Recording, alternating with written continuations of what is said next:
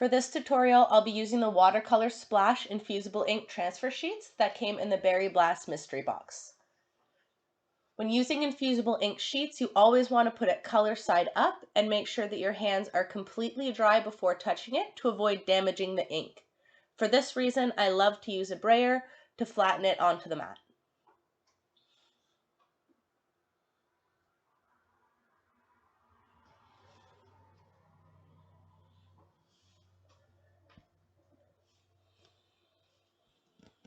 You can find the link to this pre-made project in the description section below the video.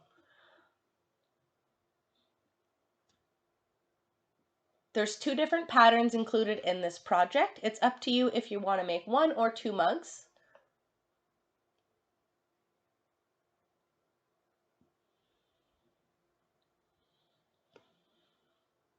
If you only want to make one of the 2 designs, feel free to select and hide or delete whichever pattern you don't want to make.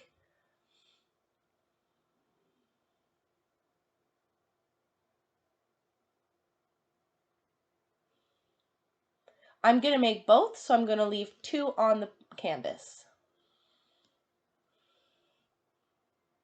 With infusible ink transfer sheets, it's important to always mirror your project. For something like this with no text, it won't make much of a difference on the project if you forget to mirror. It's always a good habit to just be used to doing it. When you select Infusible Ink Transfer Sheet in the Material drop-down, Cricut will give you a reminder to make sure that Mirror is turned on for this project. If you forgot to turn on Mirror before now, you can always click the Edit button on the left-hand side of the screen and turn on Mirror.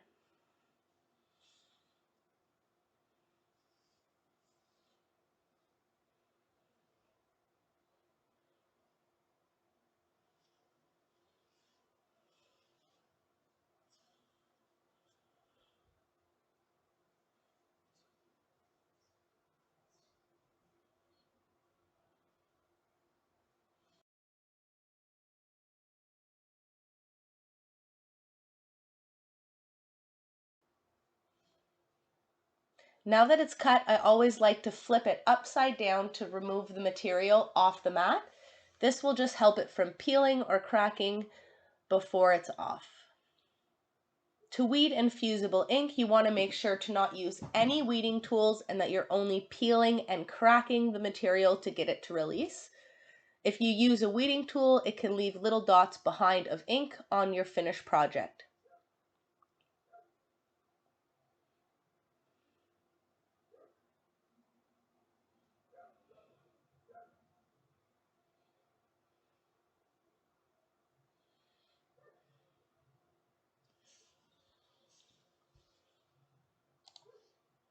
Center the mug on the finished design and make sure to lay it as flat as possible against the mug. Any creases or gaps will leave a change in the ink in those spots.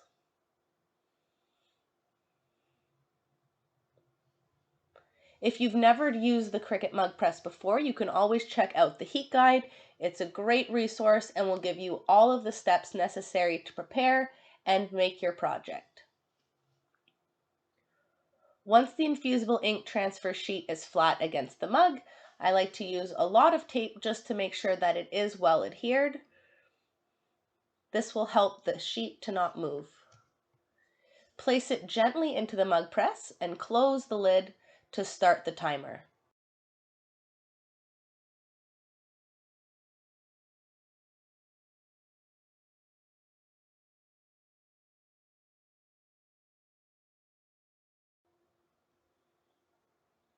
Lift the lid and remove the mug. It is hot, so be careful not to touch it. You can use the heat-resistant mat just to keep your table safe.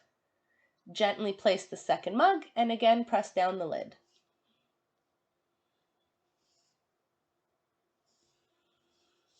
I always like to wait 5 to 10 minutes just to make sure that the mug is completely cooled before removing the transfer sheet. This will help prevent any burns and also the infusible ink from fading or shifting. And that's it. It's really that easy to make mugs with the infusible ink transfer sheets.